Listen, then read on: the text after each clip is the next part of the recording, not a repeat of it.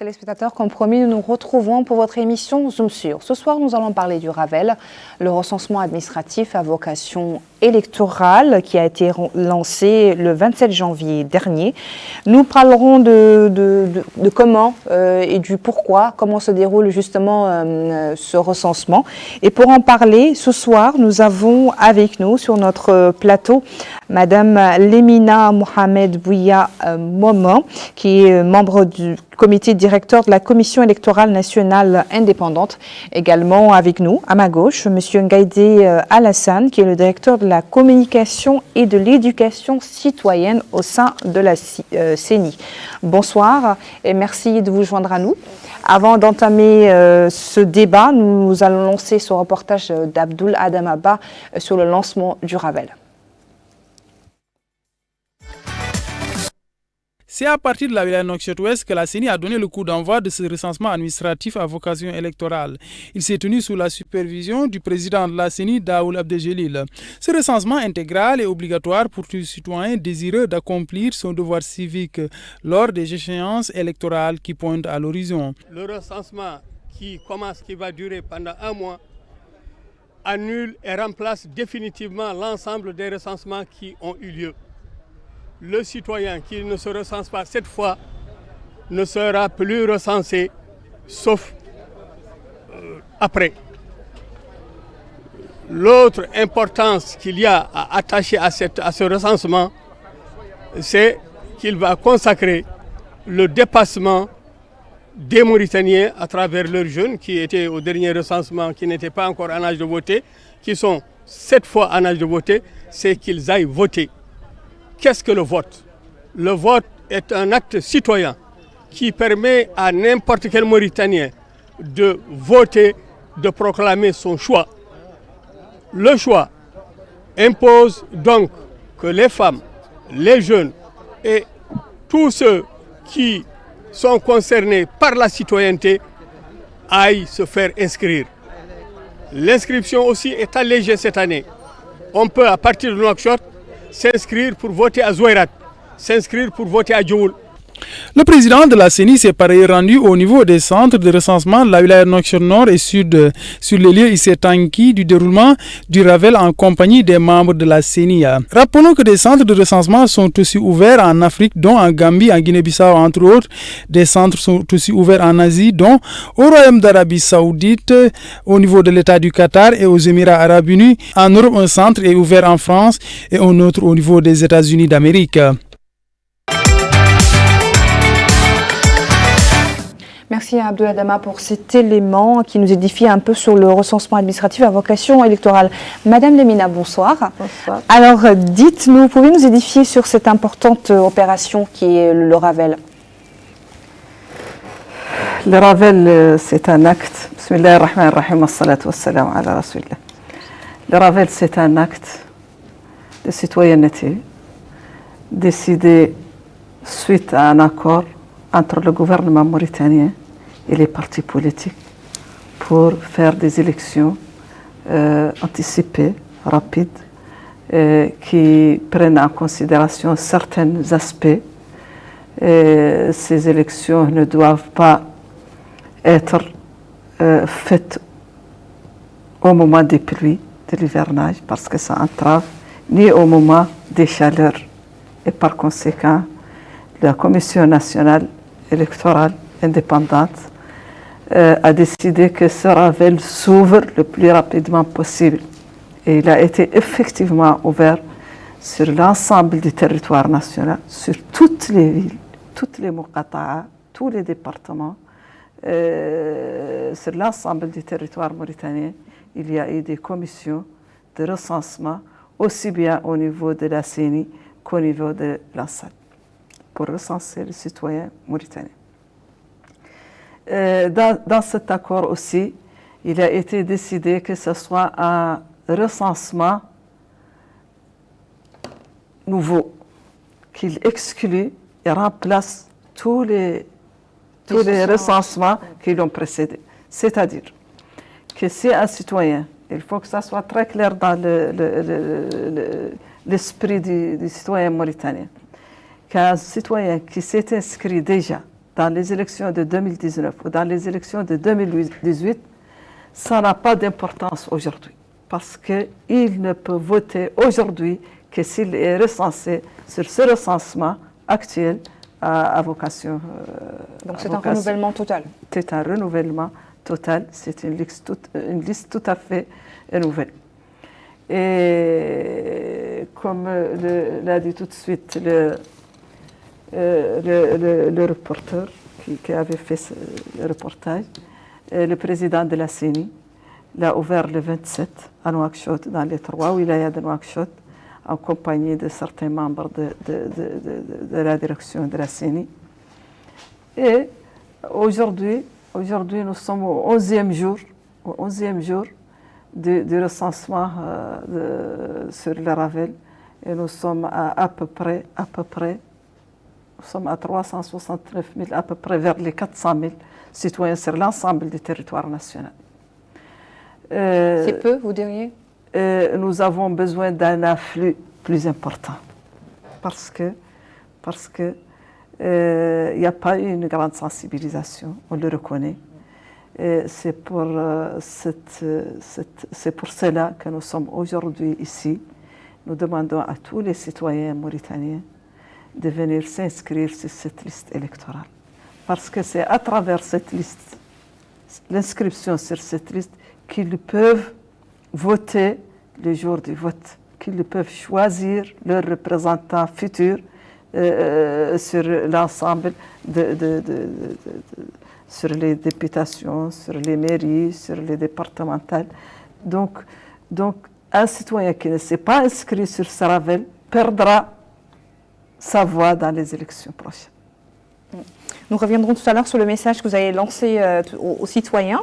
Pour compléter un peu, Monsieur Guédé, donc dans le reportage, vous entend vous dire, et vous parlez également de revenir un peu sur ce que Madame Lamina a dit, donc ce Ravel annule tout autre Ravel qui a déjà eu à être fait avant, et qu'il est important de s'inscrire, il faut que les citoyens le comprennent bien, et aussi l'importance justement de ce Ravel. Est-ce qu'on peut revenir aussi les moyens de communication que la CENI a eu à effectuer, les sensibilisations, même si elle n'a pas été très grande, pour que les citoyens soient à jour et s'inscrivent justement?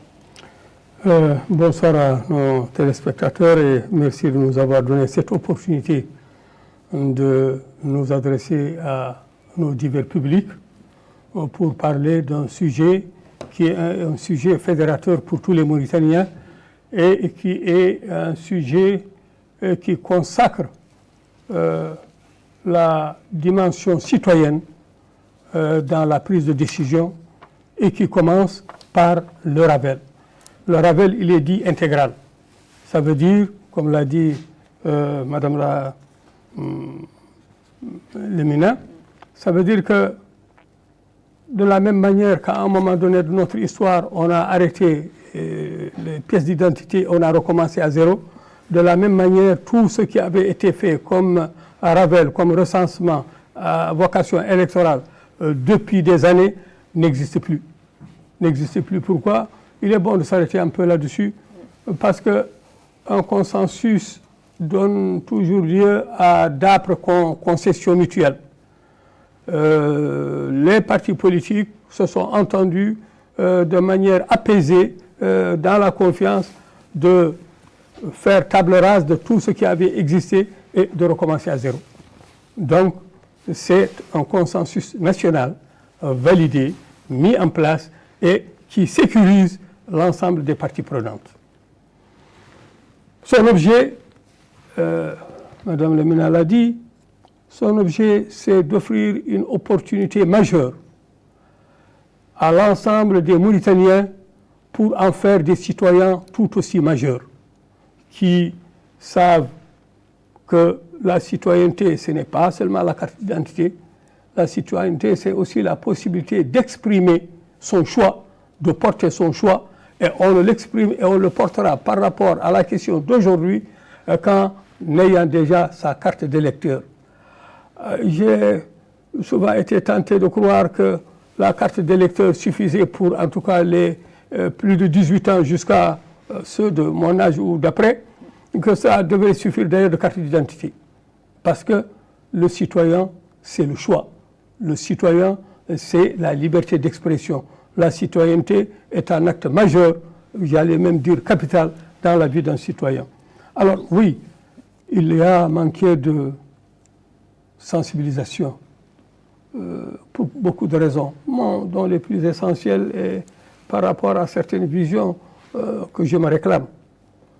C'est que, de mon point de vue, jusqu'à aujourd'hui, la sensibilisation telle qu'elle a été faite, même si elle est bonne, il faut l'améliorer. On a choisi des ONG qu'on n'a jamais pris soin de préparer, de former. Or, on est sensibilisateur quand on a les outils de la sensibilisation. La formation est un lieu de passage obligatoire. Malheureusement, il est arrivé que tout cela est fait à pas de charge, sous le sceau de l'urgence, et qu'il fallait parer au plus pressé et faire en sorte que, véritablement, on réponde aux appels de toutes parts, dont l'appel des ONG. Les ONG sont impatientes, mais nous voudrions que les ONG ne soient pas les seuls réseaux de communication. Nous voudrions que vous aussi, les télévisions nationales, que vous, les radios nationales, que les sites, que les blogueurs, que les artistes, que l'ensemble de ceux qui contribuent à améliorer, à renforcer considérablement la prise de conscience du citoyen, à acter la citoyenneté, que tout cela se mette à contribution. Je ne lance pas, je ne vous fais pas l'injure de vous inviter à cela, parce que je sais que ça participe de votre mission. Mais justement, est-ce que la CENI aujourd'hui se rapproche auprès de ces personnes, de la société civile, de ces artistes justement, et de la presse aujourd'hui pour sensibiliser, pour qu'il y ait une plus grande influence au niveau des bureaux? Elie, on peut déplorer la lenteur, mais la lenteur est probablement pour certains d'entre nous une source de sûreté. C'est-à-dire que ceux que nous voulons envoyer à l'intérieur du pays soient choisis vraiment de manière tout à fait responsable, encadrant avec les règles nouvelles, parce que là aussi il y a des règles nouvelles. Les ONG telles qu'elles existaient, vous pouvez aujourd'hui être une ONG de promotion féminine, demain une ONG d'agriculture et après-demain une ONG d'environnement, ça c'est terminé. Les ONG sont désormais catégorisées et elles sont thématisées. Les ONG qui n'appartiennent pas à la thématique citoyenneté ne sont pas normalement admises. Et il s'y ajoute la promotion de l'ONG même à travers la publication de l'acte nouveau dans le journal officiel. Il s'y ajoute d'apporter la preuve, parce qu'il y a toujours des critères. Malheureusement, dans ce pays-là, puisque tout Mauritanie est une ONG potentielle. Alors, on ne peut pas en finir et il faut en finir. Et on ne peut pas parler de citoyenneté et continuer à faire comme si on bafouillait la citoyenneté. Il faut envoyer aux populations mauritaniennes, à l'intérieur du pays, des gens qui ont véritablement le niveau et les compétences requises pour faire ce travail-là. Mais à partir de demain, nous allons nous adresser aux ONG pour leur dire en tout cas que le bureau est désormais ouvert. Nous sommes en train de faire le dépouillement des propositions qui nous sont faites, de voir celles qui répondent, celles qui ne répondent pas, de les appeler pour leur dire il vous manque ceci, il vous manque cela, et venez compléter votre dossier dans tel ou tel délai. Justement, j'aimerais dire, Madame Lamina, est-ce que ce n'est pas un travail à faire en amont, normalement, pour la sensibilisation, avant même le déroulement, avant même l'ouverture, le lancement du Ravel, par exemple? Parce qu'il nous reste encore combien de temps pour s'inscrire? Il nous reste de façon officielle, le reste du 27 janvier au 27 février. C'est censé être un mois. C'est censé être un mois, mais des prolongations, si nécessaire, peuvent être faites jusqu'à une semaine, 15 jours et peut-être même un peu mieux. Mais cela, le Mauritanien, il est habitué à faire toutes les choses dans à la dernière minute. À la dernière minute. Ça ne doit pas se faire comme ça. Ou c'est un acte volontaire. L'enregistrement, le vote, c'est un acte volontaire. Mais il faut que cet acte, qu'on trouve tous les éléments qui nous permettent d'évaluer cet acte et de le prendre en considération. Les citoyens mauritaniens aujourd'hui, on lui offre l'opportunité de s'exprimer sur l'ensemble du territoire national. Et il doit le faire normalement, il doit le faire. Nous espérons que ce soit des élections transparentes. Nous espérons que ce soit des élections justes, où chacun se retrouve là-dedans. Chaque parti se retrouve là-dedans et chaque institution se retrouve là-dedans. Un citoyen, normalement, un citoyen qui vient avec sa pièce d'identité, qui est devant un recenseur, qui le reconnaît par sa pièce d'identité, par sa photo, il peut le visualiser dans une machine, il doit lui permettre de s'inscrire. Et par conséquent, nous avons offert cette opportunité. Il y a des recenseurs partout.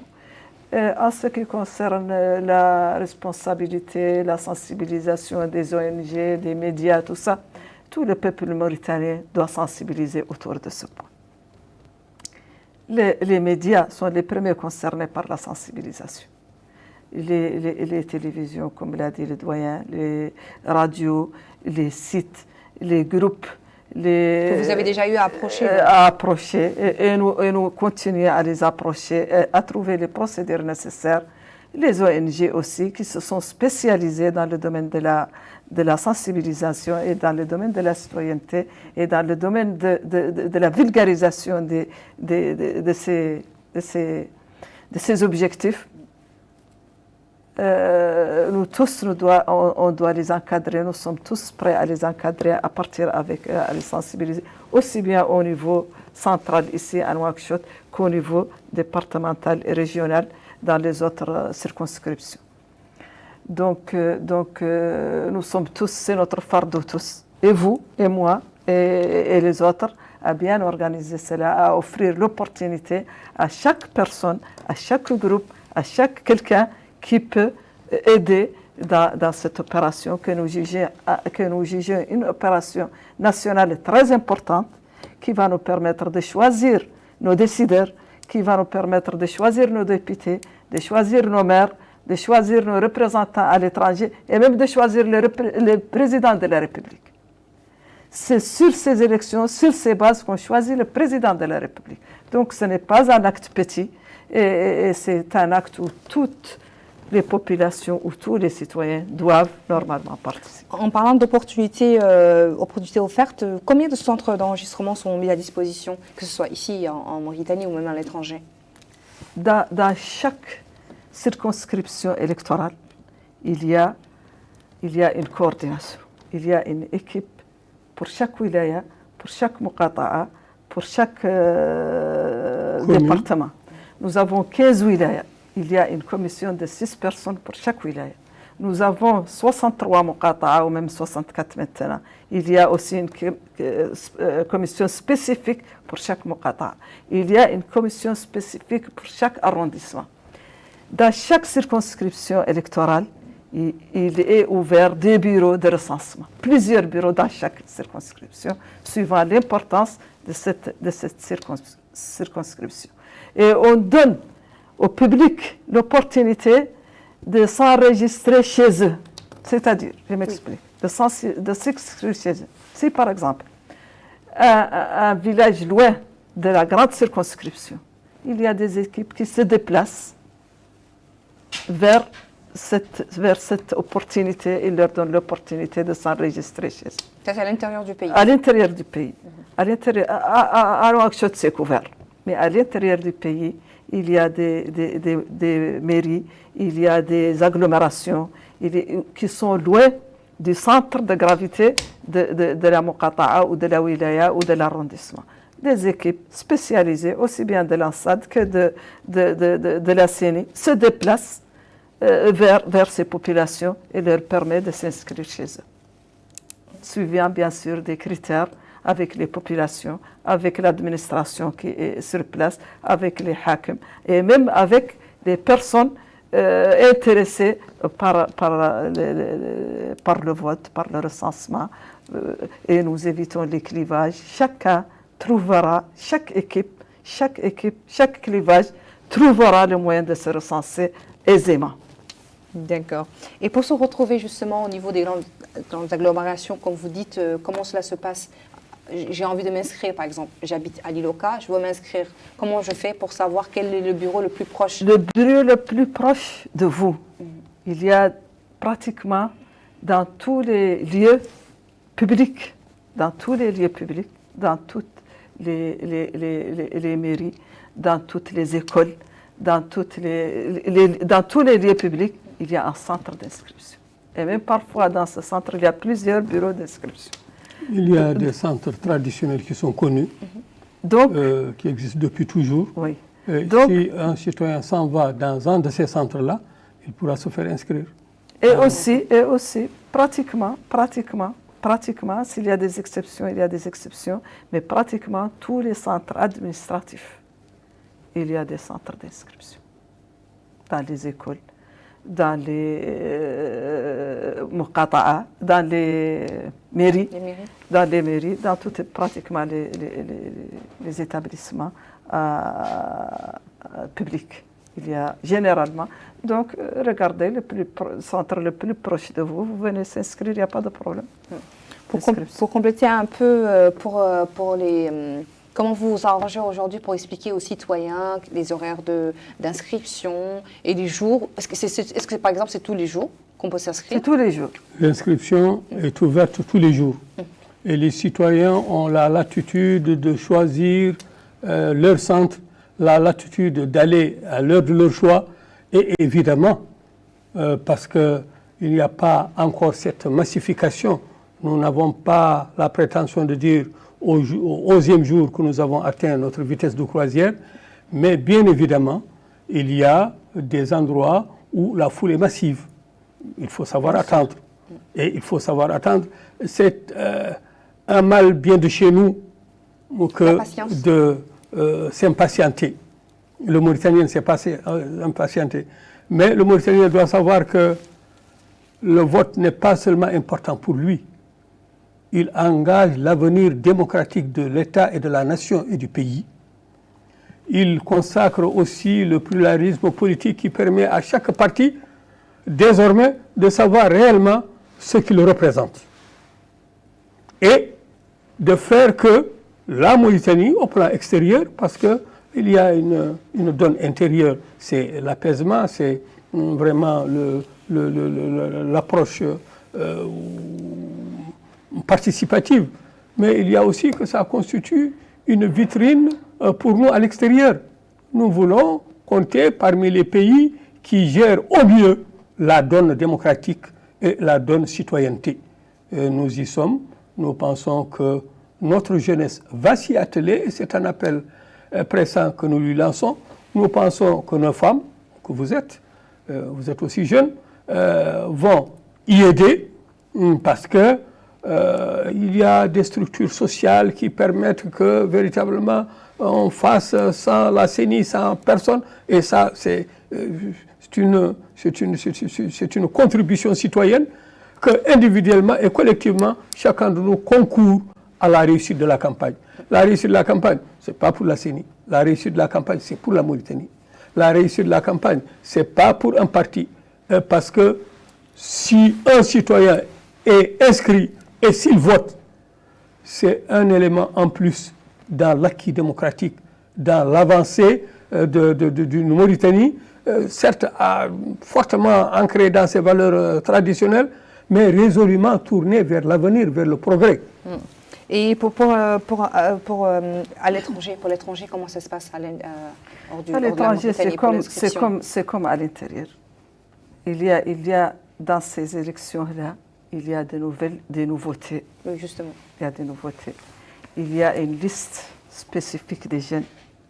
Et il y a un mécanisme qui va aussi permettre que parmi cette liste de jeunes, il va y avoir des personnes, je n'aime pas dire le mot handicapé, mais quand même des personnes.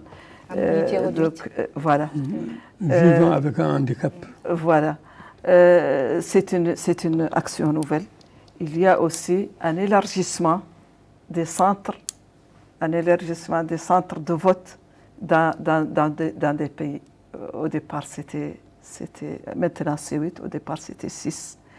Et il y a l'élection. Vous pouvez expliquer? C'est-à-dire que maintenant, c'était 6 pays seulement où on peut faire le vote. Maintenant, c'est 8 pays. Et c'est 4 grandes circonscriptions. Il y a l'Asie, il y a l'Afrique, il y a l'Europe et il y a l'Amérique. En Afrique, il y a 3 pays. C'est la Côte d'Ivoire, la Guinée-Bissau et la Gambie. En Asie, il y a l'Arabie Saoudite, les Émirats Arabes Unis et le Qatar. En Europe, c'est la France et en Amérique, c'est les États-Unis d'Amérique. Mais il y a des pays frontaliers à ces pays. Les personnes peuvent venir sans problème s'inscrire. Et comment avez-vous choisi? Et aussi, ici, il y a une autre nouvelle donne, c'est que maintenant, l'on peut s'inscrire à distance. Nous avons aujourd'hui, je crois,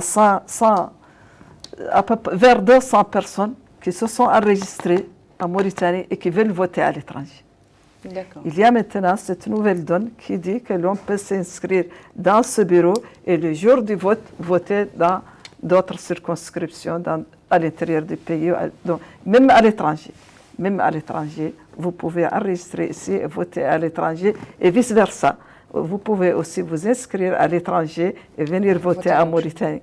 Mais le plus important, c'est que chaque personne, et c'est ça qui assure la transparence, c'est que chaque personne ne s'inscrit qu'avec sa pièce d'identité, lui et sa présence physique, et le jour du vote, il vient avec sa pièce d'identité et sa présence physique pour voter. Donc si je comprends bien, il est impossible qu'une personne puisse inscrire une autre personne.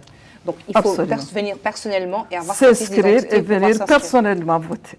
Venir personnellement s'inscrire et venir personnellement voter le jour du vote. Et comment avez-vous choisi les pays dans lesquels les Mauritaniens, enfin les pays à l'étranger peuvent voter? Il y a eu un accord entre le ministère de l'Intérieur, le ministère des Affaires étrangères, peut-être d'autres partis, je ne suis pas aussi sûre que cela, qui ont défini que ce soit dans ces pays. Et nous, en tant que la CENI, nous avons accepté cela. Quels sont les moyens aujourd'hui que la CENI a mis en place? Justement, vous parlez de particularités, le fait de s'inscrire dans une contrée et aller voter dans une autre. Quelles sont les particularités ou les moyens que la CENI a mis en place justement pour faciliter ce Ravel? L'ensemble des mesures techniques d'accompagnement, d'accomplissement du Ravel sont aujourd'hui mises à disposition et existent à l'intérieur de l'ensemble des sites retenus pour le recensement. Il peut y avoir encore quelques actions complémentaires à faire s'agissant des Mauritaniens de l'étranger, mais au niveau national, il faut dire que toutes les mesures techniques ont été prises et que les gens votent. Il y a aujourd'hui plus de bureaux qu'il y en avait. Il y a plus de centres qu'il y en avait à l'intérieur du pays. Madame Lemina l'a dit, il y a aussi plus de centres. On aurait souhaité qu'il y en ait eu plus, mais en tout cas, ce n'est pas une régression, c'est une progression. Et nous pensons que les autres fois, Inch'Allah, quand on dit progression, il ne faut pas prendre ça comme ça. Non, nous savons que nous avons des ressources limitées. Nous savons que nous avons la volonté d'avoir une politique audacieuse, mais nous savons que nous ne pouvons pas tout couvrir. Donc, il faut aller sûrement. En termes de bureaux de recensement? En termes de moyens simplement. Bureaux d'étrangers. Bureaux d'étrangers. À l'intérieur du pays, ça pèse ce que ça pèse. À l'intérieur, ça pèse encore beaucoup plus. Parce qu'il faut dépêcher des gens, etc., etc. Et vous savez que la vie en Mauritanie, que vous ayez à Rosso ou à Tizigja, ça ne vous pose pas autant de problèmes que quelqu'un qui quitte une ville occidentale pour une autre ville. Donc il y a un certain nombre de... En tout cas, nous, au niveau de la CENI, au niveau de la direction de la CENI, on n'a pas de particulière difficulté dans les moyens. Parce que l'État mauritanien a mis à notre disposition tous les moyens que la CENI sollicite. On n'a pas de restrictions dans ce domaine-là, que ce soit à l'intérieur ou que ce soit à l'extérieur. Mais ce qui a été arrêté par les autorités, les partis, la machine démocratique, c'est ces 8 pays. Et la CENI, la direction de la CENI, a été d'accord pour organiser les élections dans ce pays. La nouveauté, la troisième nouveauté que je voulais dire, c'est que maintenant, les députés de l'extérieur votent dans leur circonscription intérieure. Par le passé, ça se vote ici, mais maintenant, ils votent dans leur circonscription, dans leur pays, dans les pays concernés. C'est-à-dire, les députés de l'Afrique sera voté dans ces 3 pays, dans les circonscriptions de ces 3 pays, et etc. Le député de l'Europe sera voté en France, etc. Donc, ils ne votent plus ici en Mauritanie pour que ça se répercute sur eux. Maintenant, ils votent dans leur propre circonscription. Ils peuvent voter, par exemple, en France, le député au niveau de la France peut voter là-bas en France. Oui. Ce qu'il faut comprendre, c'est aussi une nouveauté qui n'existait pas. C'est que hier, le député à l'étranger était un député par procuration. Aujourd'hui, il est un député qui a le vote de sa communauté, de là où il réside. C'est eux qui vont choisir leur député. Absolument. Il n'y aura pas un député qui est choisi ici. C'était même une entorse à la démocratie. Aujourd'hui, c'est une démocratie largement ouverte. Vous avez la chance de choisir celui d'entre vous dont vous pensez qu'il porte le mieux vos espoirs, vos espérances et vos ambitions pour dire voilà notre député. Et ce député sera le député provenant de Qatar, provenant de Gambie, provenant de Los Angeles, que sais-je encore, qui sera le député élu par ses concitoyens mauritaniens. Il y a derrière quoi? Il y a derrière le renforcement du rôle de la diaspora mauritanienne au plan politique pour accompagner les efforts de développement que la diaspora met en œuvre en appui à ceux de l'État mauritanien pour la promotion d'une société véritablement qui se regarde et qui se complète. Parlons également nous avons parlé tout à l'heure des jours où, enfin, tous les jours, on peut aller voter et les horaires.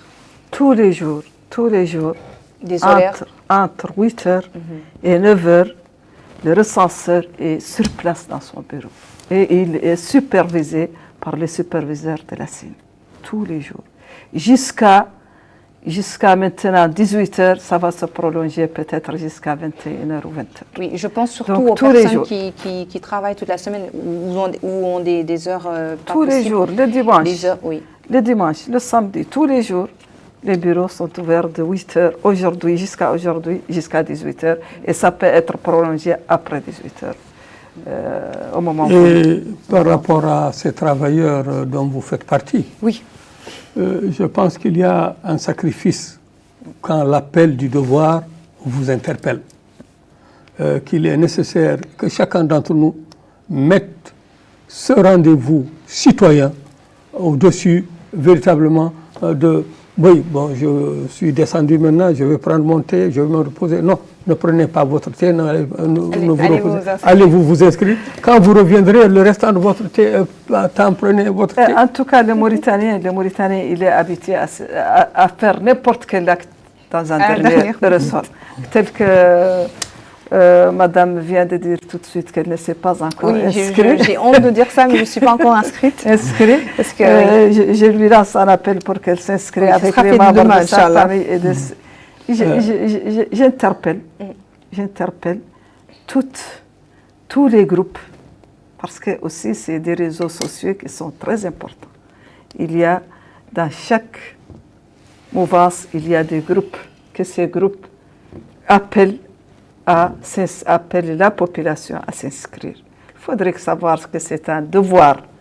Ce n'est pas une obligation, mais c'est un devoir de venir s'inscrire sur ces listes. Et de venir le jour aussi, voter pour les représentants. Je le répète en conscience. Et la CENI organisera, formera tous les mécanismes, que ce soit des ONG, les réseaux sociaux, tout ça, qui vont les aider dans cette affaire. Justement, vous parlez tout à l'heure, Madame Lamina, du dispositif de sécurité et tout autour des bureaux.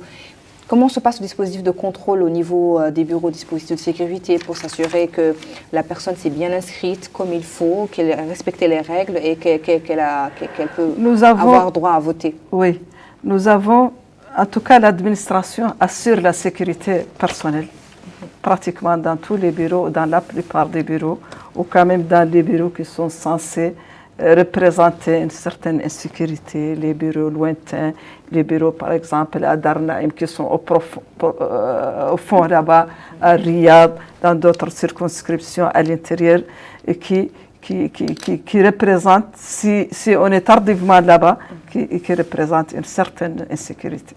Le gouvernement mauritanien, le ministère, l'administration concernée a mis à la disposition de la CENI des éléments pour assurer la sécurité dans ces bureaux, en ce qui concerne la sécurité. En ce qui concerne maintenant la sécurité du vote, le contrôle du vote. Un citoyen qui, comme je l'ai dit, a présenté sa pièce d'identité personnellement et qu'un recenseur a vu que cette personne, c'est la personne de cette pièce d'identité, il y a aussi un second contrôle qui est aujourd'hui aussi nouveau. C'est-à-dire que nous avons des machines qui prennent l'empreinte de la personne et qui photographie la personne en question et qui peut agrandir parce que nos pièces d'identité, la grande partie est périmée. Il y a un rallonge, bien sûr, Justement, avec les pièces, les personnes qui n'ont pas eu à renouveler leurs pièces. Les personnes qui n'ont pas eu à renouveler leurs pièces, il y a une loi maintenant, c'est pris au niveau du gouvernement et à l'Assemblée nationale, qui ont prolongé la durée de la pièce d'identité de 2 ans. Donc c'est maintenant... Mais la qualité de nos pièces d'identité avec...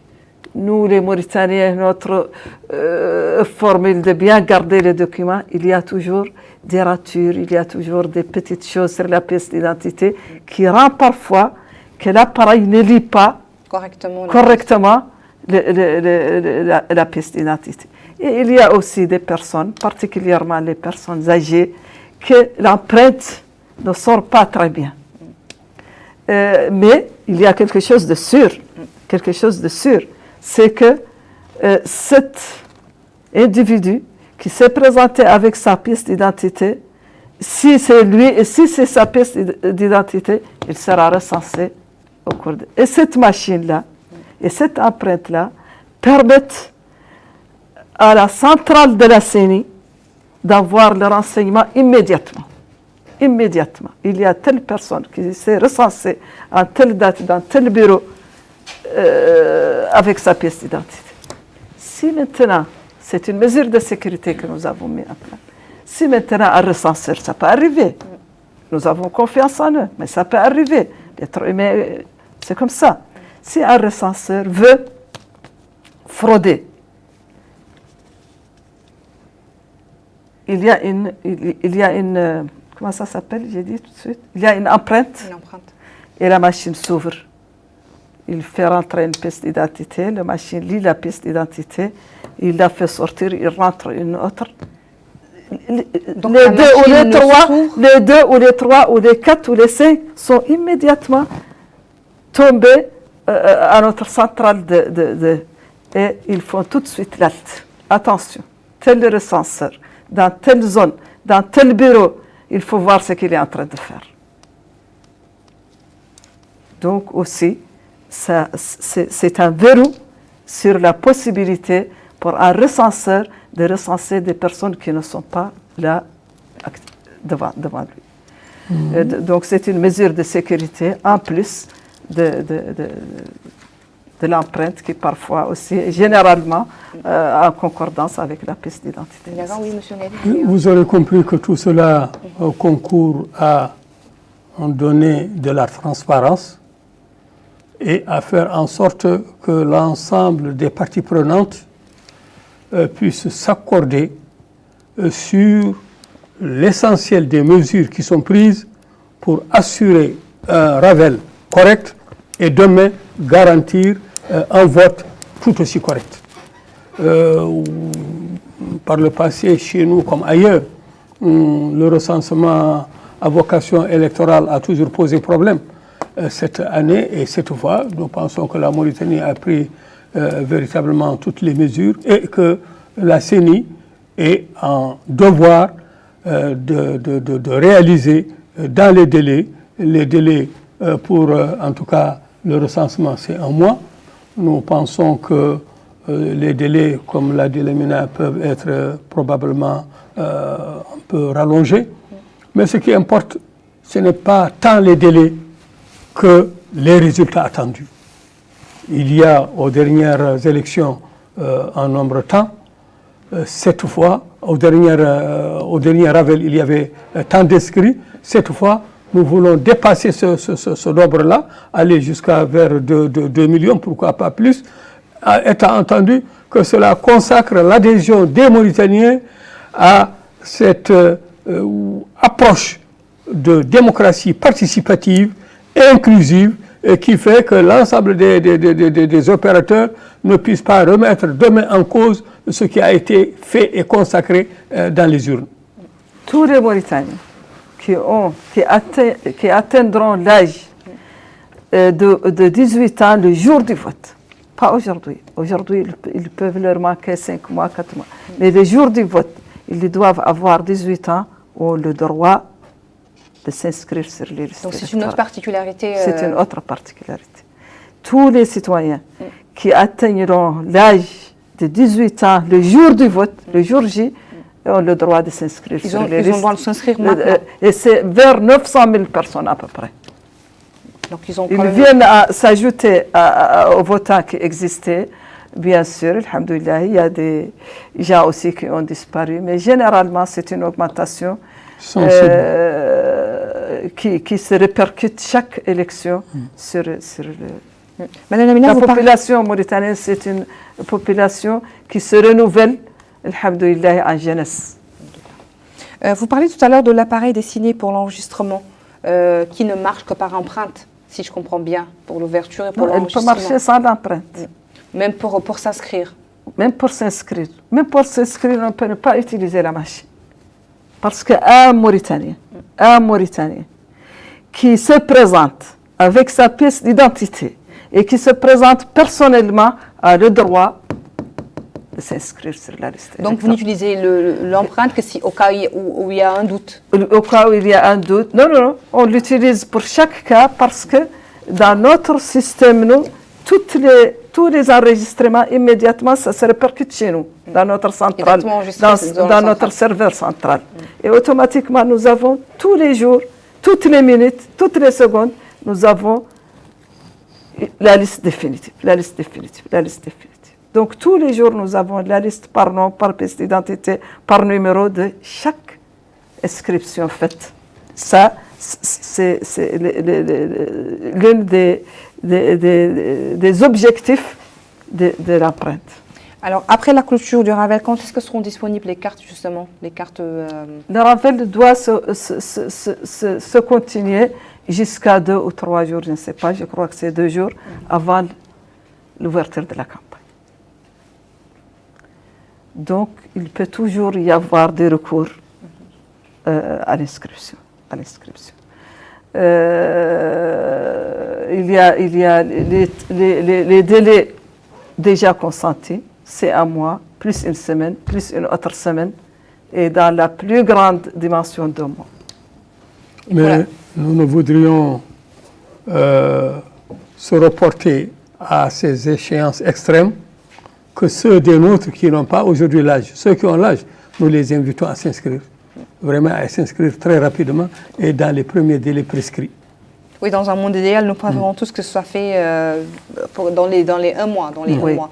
Justement, je suppose que maintenant, avec, disons, entre guillemets, la faible affluence justement des inscrits, justement aujourd'hui, un message que vous lancez, les moyens que vous mettez à disposition, comme Madame a dit tout à l'heure, les groupes pourquoi pas WhatsApp et tout, lancer également sur les réseaux sociaux, Oui. lancer des filets un peu partout pour qu'il y ait beaucoup plus d'inscrits justement à ce Ravel aujourd'hui. Est-ce que vous avez un plan d'action là maintenant tout de suite justement pour améliorer cette situation? Nous avons un plan d'action, mais comme tout plan d'action qui a besoin, s'il le faut au quotidien, d'être retouché et réaménagé.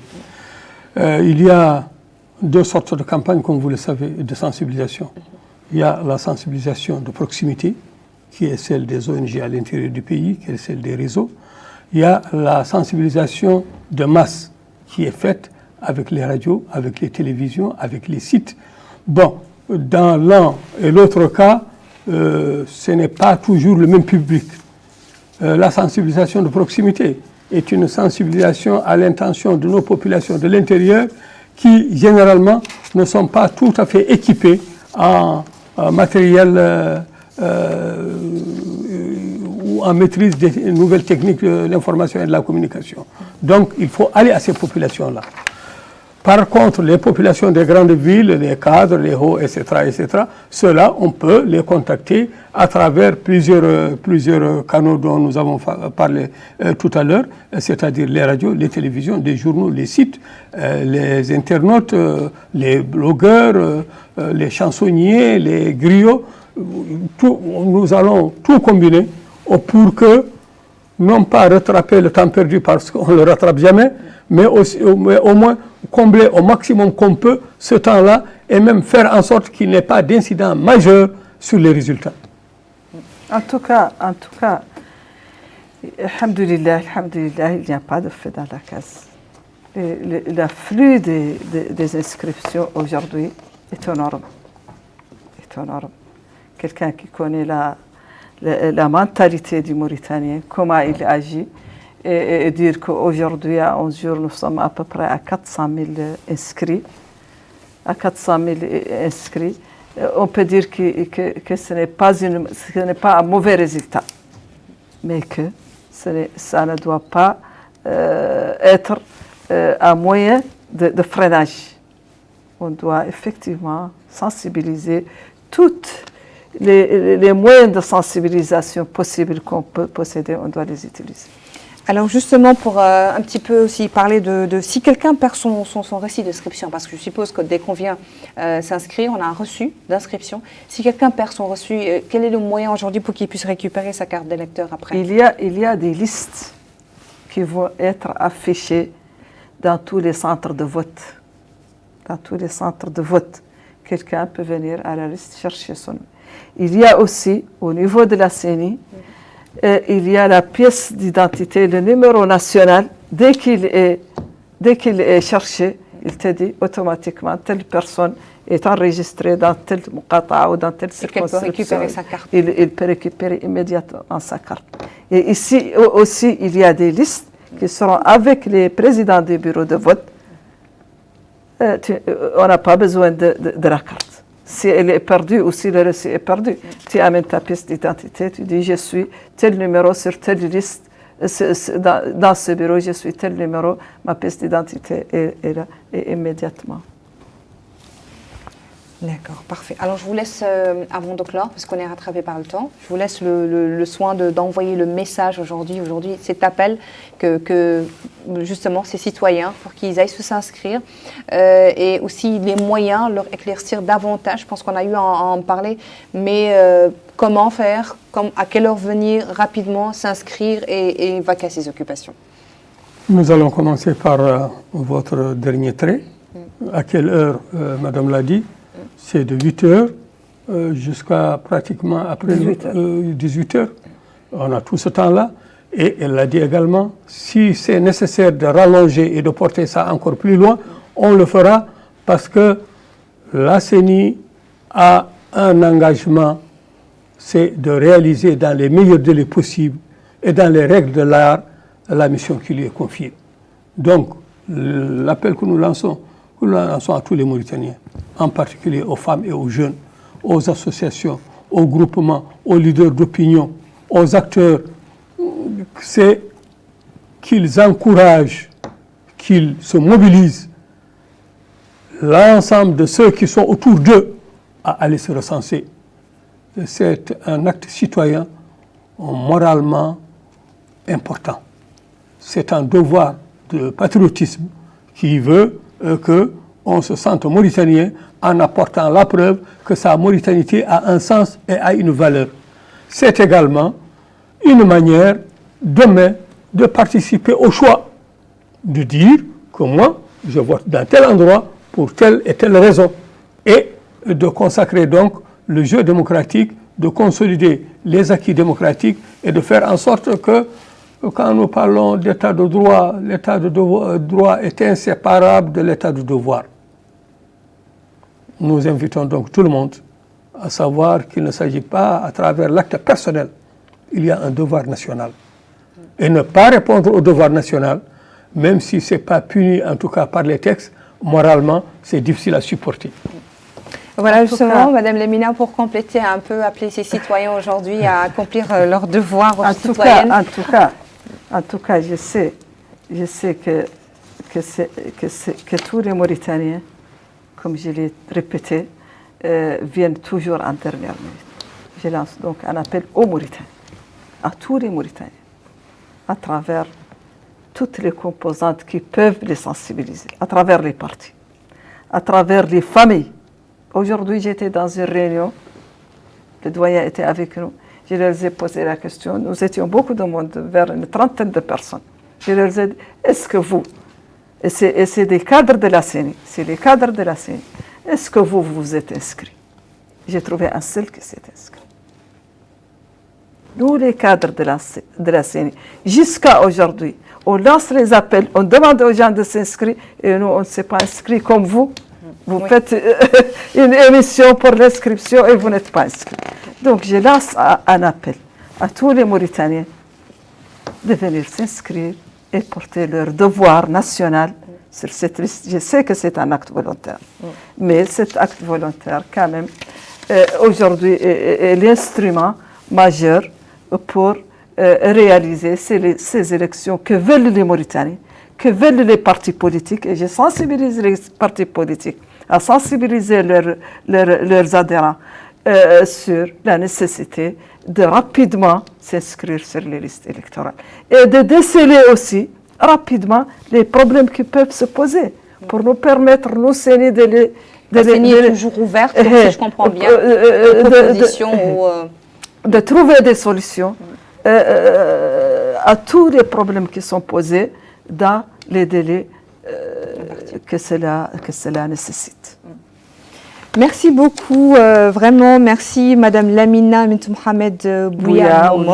Merci beaucoup, vous êtes membre du comité directeur de la Commission électorale nationale indépendante et merci également à vous, Monsieur Ngaïdi Alassane, directeur de la communication et de l'éducation citoyenne au sein de la CENI. Merci à vous, Madame. Oui, merci à la télévision de Mauritanie. Et je vais m'inscrire promis dès demain. Merci beaucoup à vous, chers téléspectateurs, de nous avoir suivis. Merci à l'équipe, toute l'équipe technique et rédactionnelle qui nous ont accompagnés tout au long de cette émission. Merci également à Rabia Deida pour la réalisation de cette émission. Et très bonne suite de programme sur Il Mauritania. Bonsoir. Merci. Merci.